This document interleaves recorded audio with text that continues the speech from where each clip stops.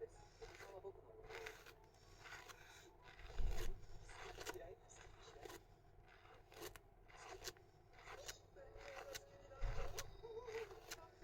無料体験黄金系物語。温泉でゆったり3月スタート。